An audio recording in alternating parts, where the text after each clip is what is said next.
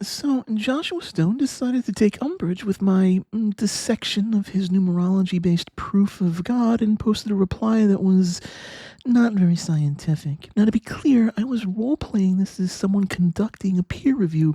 I'm not a statistician, so I can't say this was peer review, more like just reviewed. But the way in which I conducted the review is consistent with the peer review process that I've been able to take part in before.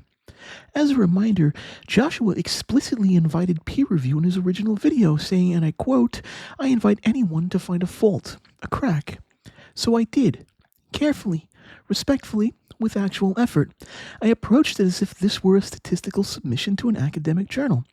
And to be clear, in a real peer review process, you submit a hypothesis backed with empirical evidence, a reproducible methodology, and a testable conclusion. Peers in the field of study then evaluate it on multiple levels, including your use of data, the logic of your math, the rigor of your process, and the strength of your conclusions. If they find any issues, you revise or retract, or in rare cases, defend your work with more evidence, not more emotion. What Joshua gave us instead was not a clarification, revision, or retraction.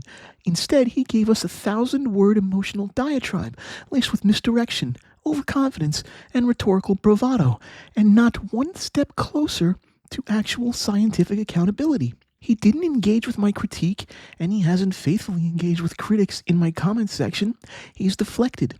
He didn't provide his methodology, but demanded I replicate it for him. That's not how peer review works. That's how theological apologetics works.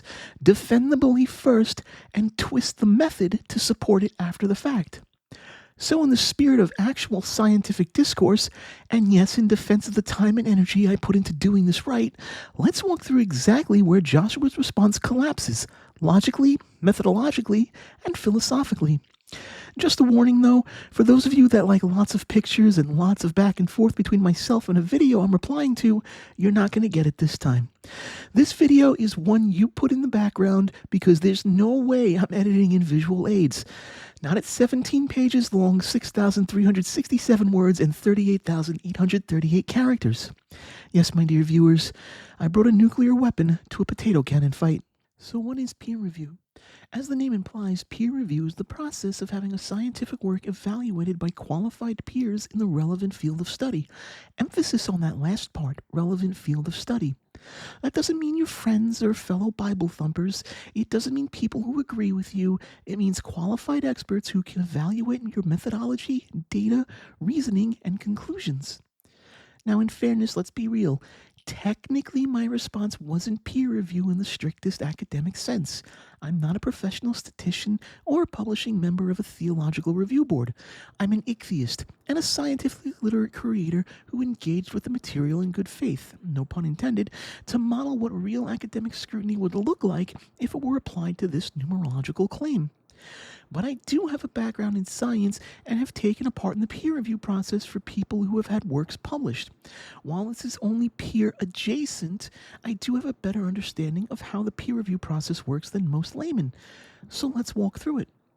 When you submit a paper for peer review to a journal, a conference, or any legitimate scientific platform, there are basic non-negotiables that your submission must meet. A clear falsifiable hypothesis, not what if numbers are divine, but X causes Y under Z conditions. A transparent and reproducible methodology, not I ran it through an AI without showing the how, when, with what input, the AI model, the AI training data, and under what exact assumptions you've prompted the AI to make. Reproducible results. Your findings must be replicable by others given the same tools and inputs. Full disclosure of the data and tools. No vague references to running prompts without exact scripts or verifiable output logs. If your submission lacks these, it gets rejected outright, or worse, ridiculed for being pseudo-intellectual posturing masquerading as research. And let's be brutally honest, if you claim to be conducting a scientific experiment, especially one that supposedly proves God's hand in human history, while hiding your prompts, cherry-picking your data, switching AI models mid-analysis, and retroactively redefining your results, then yes, you're going to get torn apart in peer review, and rightly so. Here's the thing. Telling critics to run the prompts yourself, as Joshua has, without giving them your exact prompt history, system context, and internal variables is like submitting a locked safe to someone and then getting mad when nobody could open it. The burden is not on the reviewer to guess the combination of things that you did in order to reproduce your results. It's on you, the claimant, to provide everything needed to unlock and inspect your contents. Otherwise, it's not science. It's theological fan fiction rendered in AI-flavored Mad Libs. So since Joshua so callously implied I don't understand how the scientific method works, let's discuss it in a painful level of detail. You form a hypothesis, not a belief or prophecy, a testable and falsifiable statement about the world. You test it empirically. You gather evidence using controlled, repeatable methods. You evaluate the evidence. You look at what the data is telling you, not what you want it to say. You determine whether or not your hypothesis holds up, and if it fails, you review or reject it. That's it. That's the scientific method in a nutshell. Here's what you don't do.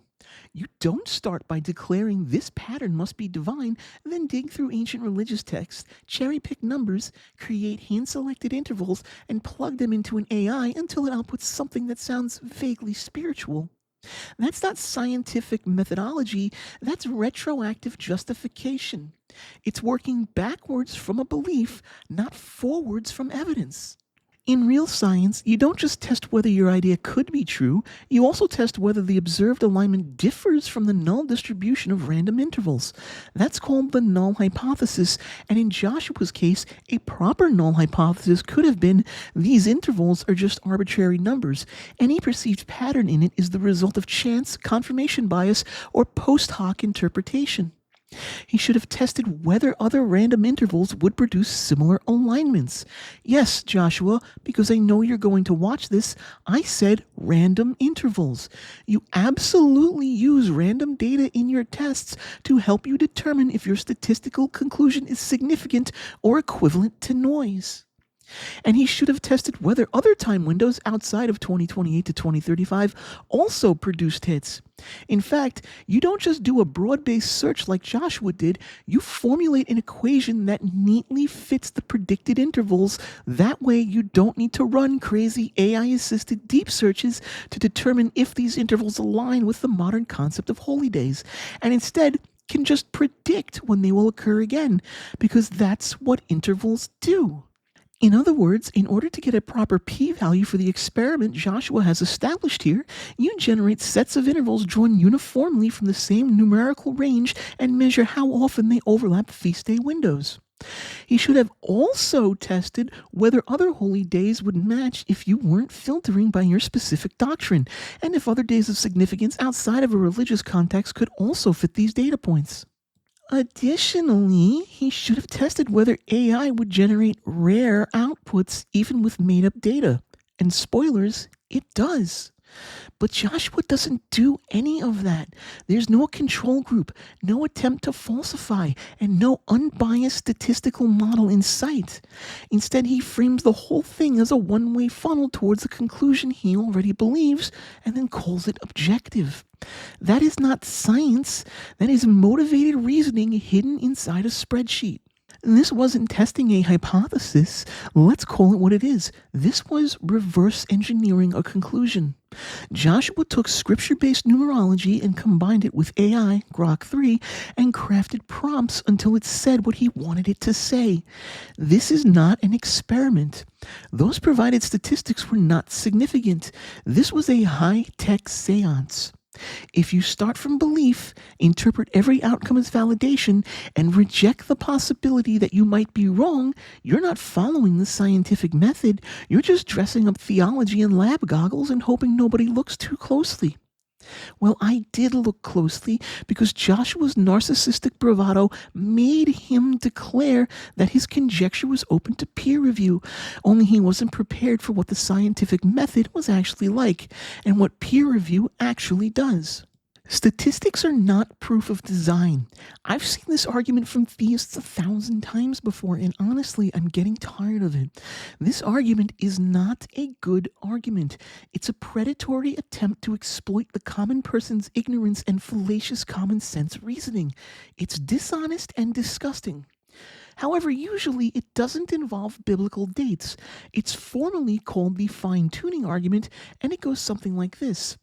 The odds of the universe being this finely tuned for life are so impossibly small, it must have been designed. Joshua is essentially making the same mistake, just dressed in a calendar math and special interpretations of biblical intervals instead of cosmology. This is what's satirically called the argument from big numbers. It sounds impressive, 1 in 10 to the power of 35, but it collapses the second you ask one important question. Relative to what sample? Based on what assumptions? Calculated how exactly? And that's the part that people like Joshua never answer and simply dance around and try to dismiss with nonsense pseudo-philosophical metaphysics. They don't answer it because they can't. Joshua also falls into two other fallacies with this argument, the prosecutor's fallacy and the post-selection fallacy, aka the Texas sharpshooter. The prosecutor's fallacy happens when you confuse the probability of the evidence given no design with the probability of no design given the evidence. In other words, it's saying this pattern is really unlikely if it happened by chance. Therefore, it must be designed. That is not how inference works. Something being unlikely under one hypothesis doesn't automatically make the alternative true, especially when you haven't even tested whether other alignments or intervals might occur just as easily. This is like saying the suspect's DNA matches 1 in 10 million, so they must be guilty, while ignoring that the entire population that could also have matched. Just because something is rare doesn't mean it's suspicious, intentional, or meaningful, especially when the test was constructed after seeing the outcome. Which leads me to yet another fallacy Joshua commits, the post-selection fallacy. This is when you define your criteria after seeing your results, then act shocked that the results match the criteria. This is exactly what Joshua did. He selects specific intervals pulled from prophetic texts, allegedly, specific feast days filtered by theological significance, and a single time window chosen because that alignment happens there, and then claims the alignment is so rare it must be divine. But of course it looks like that. He designed his search space around it. Rare outcomes happen all the time across large sample spaces. Low probability does not imply high significance. Patterns drawn after the fact are not predictive or testable. In statistics, you don't get to treat the improbable as inherently special unless you define your test up front, calculate how often similar outcomes would occur by chance, show that alternative hypotheses don't explain it better. Joshua does none of that. He just assumes that rarity equates revelation, but without a well-defined sample space and a control model, 1 in 10 to the power of 35 is not proof of anything. Look, Joshua is claiming that a specific sequence of biblical intervals, ignoring the fact that he had to interpret these himself and disregard everything that didn't fit, aligns with Jewish holy days in the time range 2028 to 2035. In a way, this is so rare, it must be divine. To evaluate that statistically, we need a sample space, a set of possible outcomes from which this alignment was selected. So what is the sample space? Joshua doesn't define it, so I will. First, let's assume he's using 4 biblical intervals, I equals 1260, 1290, 1335, and 2300. Just for simplicity's sake, he actually uses more, but that's a much larger problem. To evaluate the statistical significance, we would need to consider all possible combinations of similar length intervals, or all permutations of these intervals applied at different start dates, or both.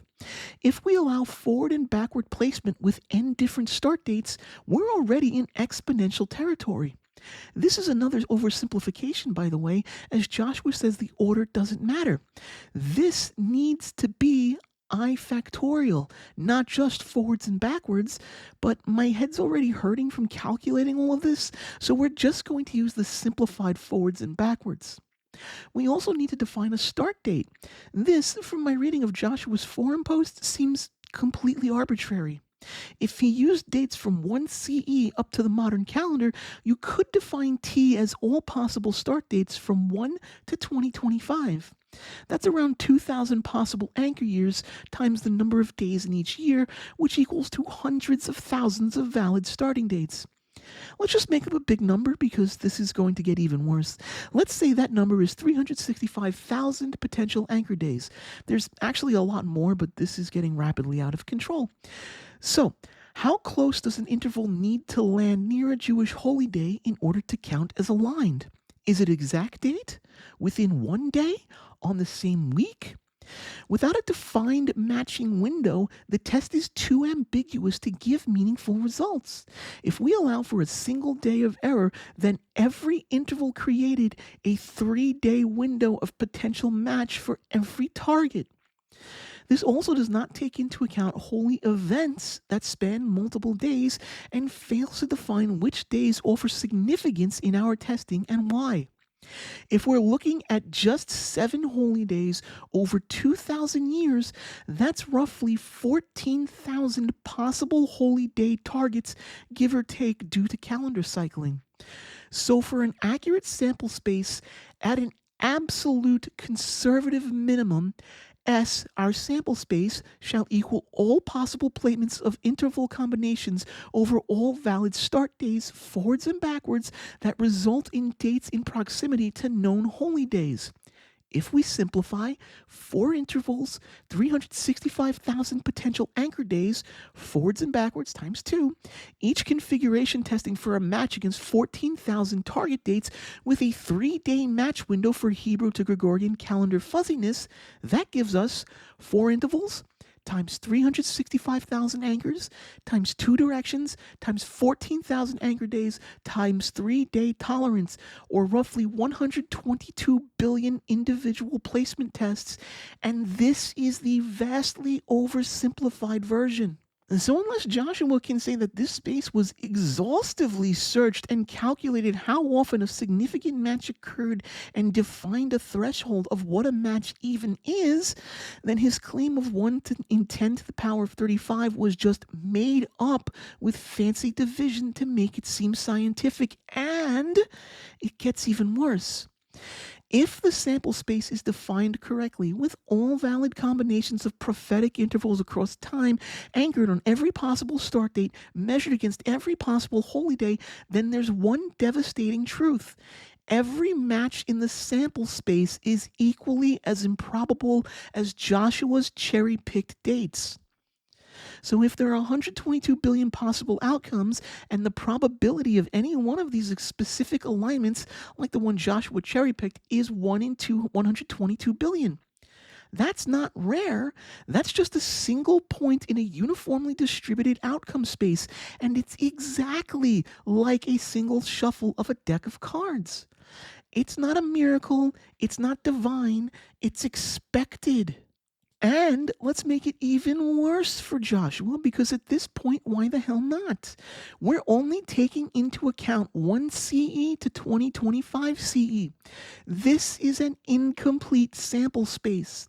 To be correct, we need to extend infinitely into the past and infinitely into the future to be as accurate as possible.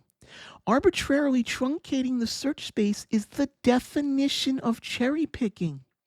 If you're going to claim an outcome is rare, you have to search across the entire domain in which the phenomenon could have occurred. But Joshua doesn't. The real sample space is as close to infinite as we can possibly get because the future is unbounded.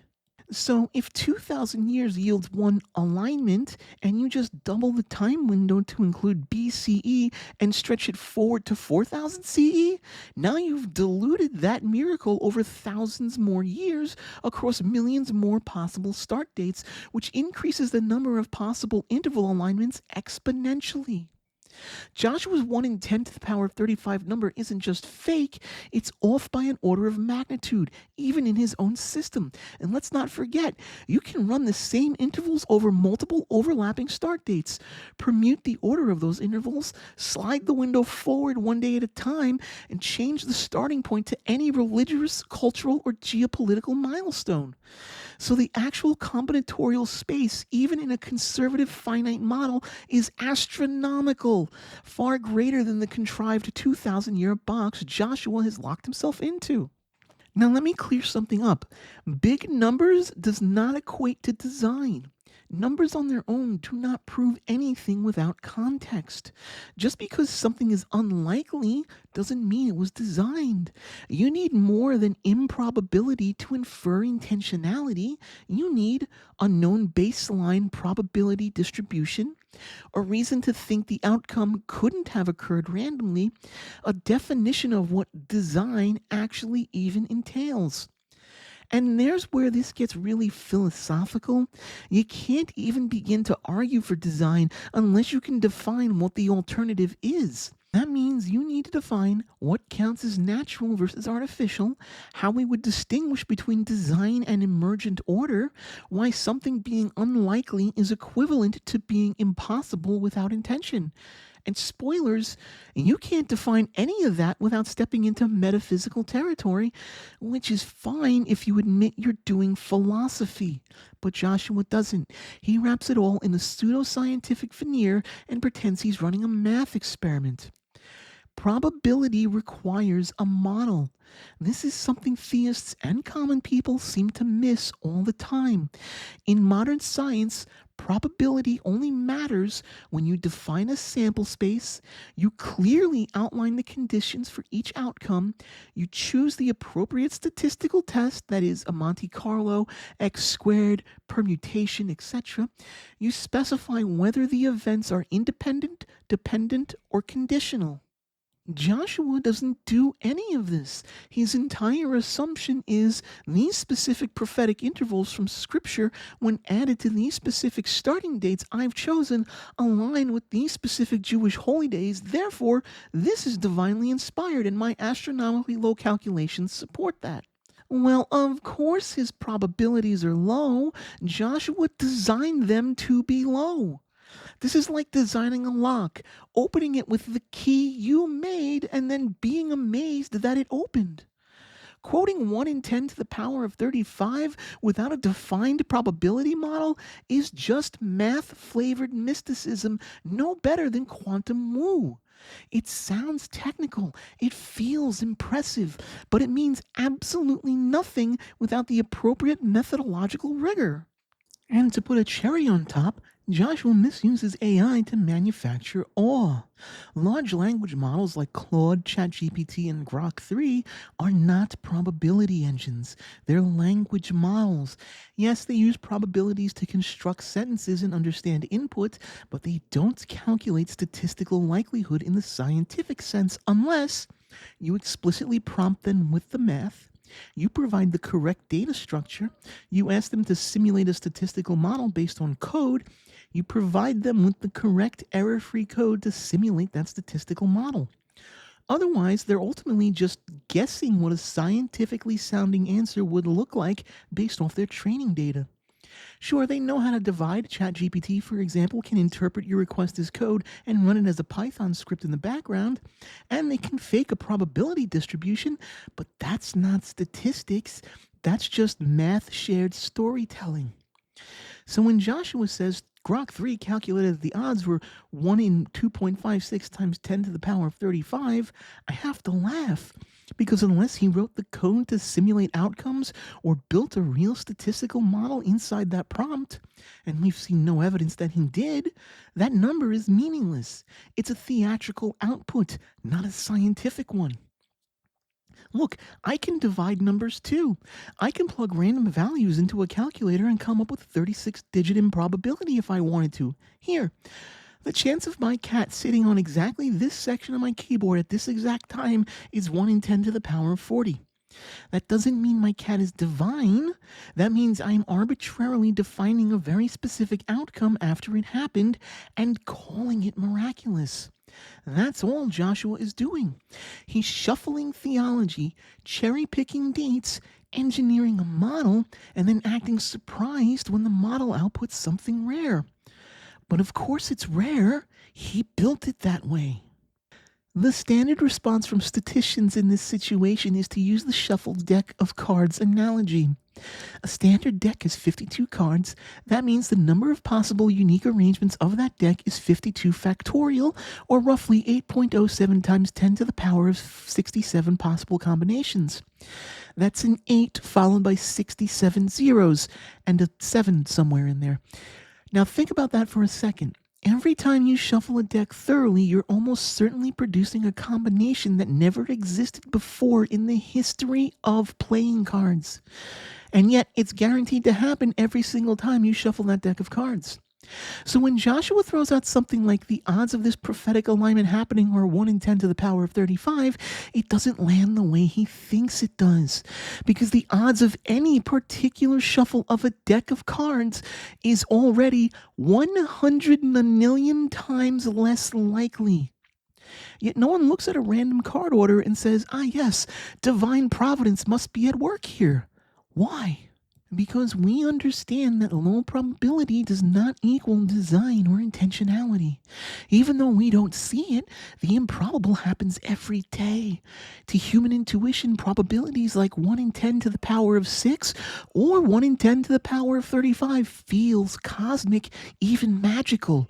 But in statistics, that kind of rarity is normal when you're talking about specific outcomes drawn from massive probability spaces. When you shuffle a deck, you're collapsing 67 orders of magnitude worth of possibilities into one actualized order. That does not make it meaningful, that just makes it actual. So when Joshua claims that his results are significant because the probability is small, he's missing the whole point of probability theory. The probability of any single arbitrarily defined configuration is tiny. That does not make it meaningful. In statistics, you can't treat the improbable as inherently special. You must define why it's meaningful before you observe it, not after. Otherwise, you're just pointing at a shuffled deck and yelling, "Look, I found a miracle." Retroactive meaning isn't objectivity. This is where Joshua's methodology really shatters to pieces. He assigned religious significance to a pattern after finding it, then tried to smuggle that significance back into the probability model as if it was objective from the start. That's not statistical reasoning, that's theological hindsight, and worse, he tries to play it both ways. On one hand, he insists that you don't need his interpretations to see the miracle. On the other hand, he has to insert a very specific religious interpretation of biblical passages and prophetic numbers in order to get the alignment he's claiming is miraculous. You can't have it both ways. If your results depend on your interpretation, then your interpretation is part of the method and must be scrutinized accordingly. But he doesn't want scrutiny, he wants awe. So he handpicks data, retrofits scripture into numeric frameworks, shuffles the theological deck until something matches, and then calls it proof. But all it is at the end of the day is a deck of shuffled cards.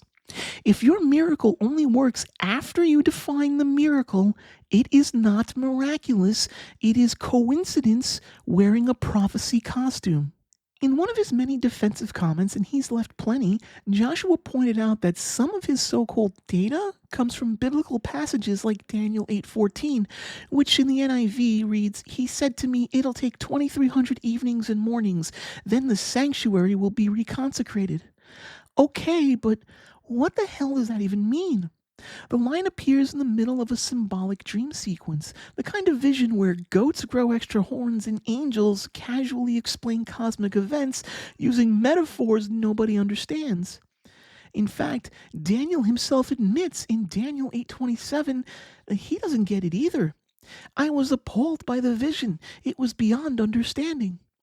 So let's unpack why this verse, which Joshua treats like an empirical timestamp, is absolutely not an objective data point by any scientific or reasonable standard. First, the passage gives no starting date. None. Zero. Zip. It doesn't say when the 2300 evenings and mornings begin. There's no anchor event, no king's reign, no year. And second, the language itself is ambiguous. Does 2300 mornings and evenings mean 2300 full days? Or 1150 sacrificial days, evening and morning sacrifice? Well, guess what? Scholarship doesn't even agree, and there's no majority consensus on the matter. Third, and this is key, there's no mention whatsoever of Jewish holy days. Not Yom Kippur, not Hanukkah, not Passover. Joshua is just grafting that supposition into the text. There's also no calendar system specified. No historical correlation is given. It's just a number with a vague reference to some kind of counting system. So if you're using this as a data point in a statistical model, you're not analyzing scripture, you're free associating theology and pretending it's math. It gets even worse than that, though. How? Modern biblical scholarship doesn't just dispute the meaning of Daniel's visions, they dispute the entire premise of the book. That's right. Scholarly consensus is that Daniel is not a historical figure. He's a literary construct like Job or Jonah, a character designed to personify faithfulness under foreign oppression. Here's the short version of why modern biblical scholarship concludes this. The book of Daniel was likely written in the 2nd century BCE, not during the Babylonian exile, which is the 6th century BCE as it claims. It contains historical errors, such as the invention of Darius the Mede, a figure unknown to any Babylonian or Persian record. The narrative is accurate up to about Antiochus IV Epiphanes, but after that, it falls apart, with predictions that didn't happen and vagueness replacing precision. This strongly suggests it was written during or shortly after Antiochus's reign. The text is written in two languages, Hebrew and Aramaic, with awkward loanwords from Persian and Greek sources, which would be very strange for a Hebrew prophet supposedly writing in the 500s BCE. Finally, every element of its style, political subtext, and eschatology points to it being anti-Seleucid literature, masquerading as ancient prophecy, a genre known as pseudoepigraphia. So what does that mean of Joshua's supposed data? It means that 2300 evenings and mornings are not a data point. They're literary flourish in a political allegory. You cannot extract that number, slap it into a spreadsheet, and call it objective just because you assigned it a numerical value and gave it a timestamp that wasn't in the text.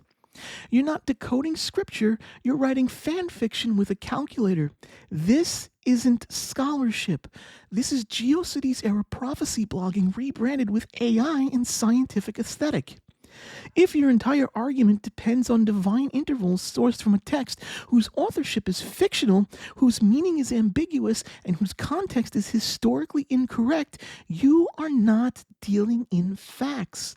You are dealing in faith-based numerology and post hoc rationalization. So no, Joshua, this is not objective truth.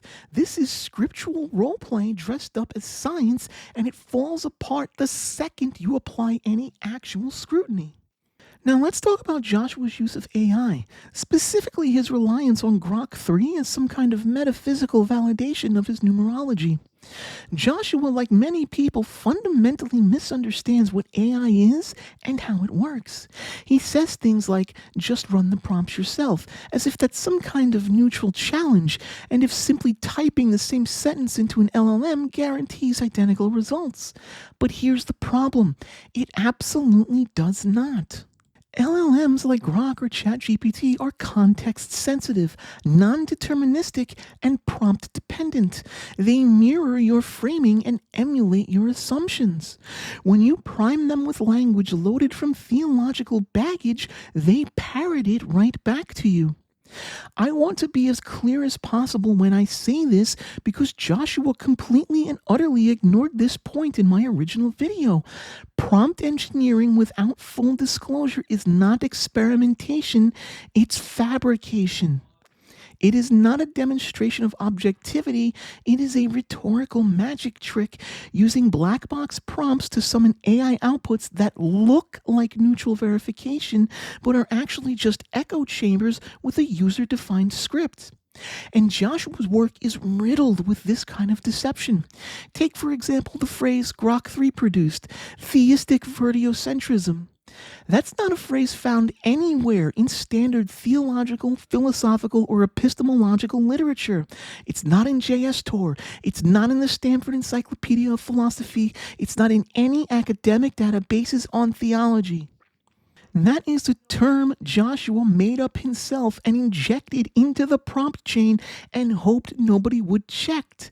But I checked, and it is fake, just like any other academic researcher would do in a peer review.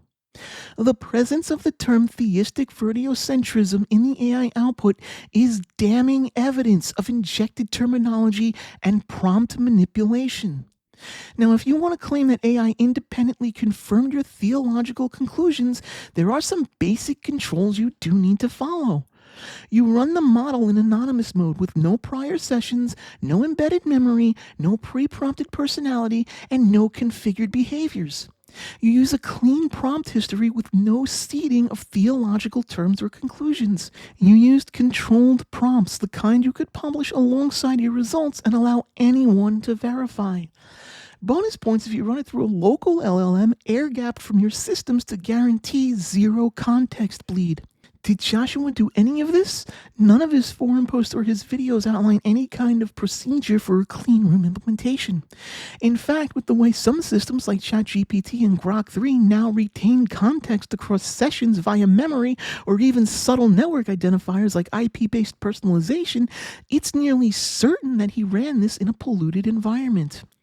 Even if he didn't do it intentionally, even if it was just a web browser tab with history, cookies, or account-linked preferences, he introduced hidden variables that shaped the results, and he never disclosed any of it. Even in a clean session, the model's output distribution is shaped by its pre-training. That's why disclosing the full prompt is paramount. So now we're not just dealing with bad theology, we're dealing with unverifiable methodology masquerading as scientific rigor. Joshua didn't discover divine truth, he programmed a puppet. He trained a machine to tell him what he already believed, then waved the results around like it was a prophecy. This is not discovery, this is doctrinal projection via autocomplete. It's no different from programming a magic 8-ball with only one response. It is decidedly divine, shaking it, getting the answer you wanted, and calling it proof. He did not run an experiment. He constructed a theological ventriloquist act and challenged people to peer review it. This is not science. This is not neutrality. This is not even close to an objective truth. This is faith-based hand-waving dressed up in a machine learning costume and should not be allowed to pass unchallenged. At this point, you may be wondering why someone like Joshua is so hell-bent on defending this theory. Why, despite a fair and honest critique, did he come back swinging with a 1,000-word wall of text? Well, I have some conjecture, and I think the biggest reason is psychological, not logical. First off, yes, my critique was as impartial as I could make it. I openly acknowledge my bias as an atheist, and frankly, any scholar or scientist worth her salt should be able to do the same. But none of my objections were rooted in the God concept itself. I didn't evaluate Joshua's claims based on whether God exists. I evaluated his hypothesis, data selection, methodology, and conclusions just like I would an academic submission. I approached this with no malice. I didn't attack his character, I attacked his process. But here's the thing. A lot of people conflate impartiality with aggression, especially when their deeply held beliefs are on the chopping block. And they think if you don't agree with me, you must be out to get me. That is not how peer review works. That is not how science works. That is not how truth works. But I also suspect there's a deeper reason why Joshua is acting this way, and it's something you see all the time with pseudoscientific or religious theories: the sunk cost fallacy. Joshua has clearly spent years, maybe decades, developing this conjecture. He's written multiple books on the subject. He's built an entire worldview around it. This isn't just speculation to him, it's a personal project, a labor of love, and maybe even a mission. And that's the problem. When your hypothesis becomes part of your identity, any challenge to the hypothesis feels like a challenge to you. This is no longer about testing an idea for Joshua. This is about defending a life's work, even if that work has no empirical value. Joshua isn't defending science, he's defending himself, and specifically the idea that all his time and effort hasn't been wasted. This is the definition of the sunk cost fallacy. I've put too much into this to walk away now, so it must be true. But that's not how the scientific method works. Scientists devote years, even lifetimes, to theories that don't pan out. And when the evidence proves them wrong, most of them, though not all, don't set the lab on fire and promote their books about it, although in fairness some do. Instead, the majority of scientists that do not prove a theory to hold true simply accept it, move on, and help refine the field. Because in science, being wrong is not failure. Failure is progress. That is how self-correction works. That is how empiricism works. That is the only way we can get closer to something we can consider actual truth. And truth doesn't care about how much time you spent walking down the wrong path. Joshua's reaction to my critique says it all. If I'm wrong, I'll burn my books. If I'm right, you'll have serious cognitive dissonance. That is not the language of science. That is the language of religious brinkmanship, of someone issuing threats, not testing models. When someone speaks like this, they're not trying to convince you, they're trying to scare you. They're trying to shame you into silence by invoking the weight of prophecy, not the weight of the data. Joshua, I know you're watching this, and I want to make this extremely clear to you. The truth doesn't need ultimatums. Science isn't about who has the most dramatic threats or who writes the most emotionally loaded rebuttals. Science is about iteration, correction, refinement, and above all, reproducibility. Truth in science is not a fixed point. It's a moving target. We refine it over time as new data becomes available, as models improve, as paradigms shift. And that's the weirdest and most beautiful thing about science and reality itself. Even your most polished, hard-won truths are always provisional. They adapt, evolve, they get redefined across cultures, eras, and epistemological frameworks. Real science doesn't scream, "You'll regret not believing." It says, "Here's the model. Try it for yourself. If it fails, let's revise it." And that brings us full circle, because what Joshua has built here, this hand-stitched web of prophecy, intervals, AI outputs, and theological vocabulary, cannot be reproduced. It doesn't yield consistent results. It doesn't produce testable outcomes, and it doesn't make predictions. If I input different values, I don't get expected results. I get nothing but a shifting slurry of cherry-picked meanings and post hoc justification. That's not science. That's glorified tarot reading, a spreadsheet seance, a theological Rube Goldberg machine designed to output "God did it," no matter what goes in. Let's be real. This was never about statistics. This was about validating decades of emotional and intellectual investment Joshua poured into a speculative reading of an alleged biblical prophecy, one that comes from a fictional dream told by a fictional character in a book that modern-day scholarship agrees is an historical and literary fabrication. Worse, it's a dream that the character explicitly says he doesn't even understand. This doesn't prove a God. It doesn't debunk atheism, and frankly, it doesn't even prove that Joshua's own math is internally coherent. All it proves is that if you tell an AI what you want to hear and massage the prompts just right, it will echo your beliefs back to you with a probability percentage and a theological flourish. That is not science. That is not peer review. That is not truth-seeking. That is projection with a keyboard. This content doesn't belong in a scientific discourse. It belongs in the theological equivalent of fanfiction.net.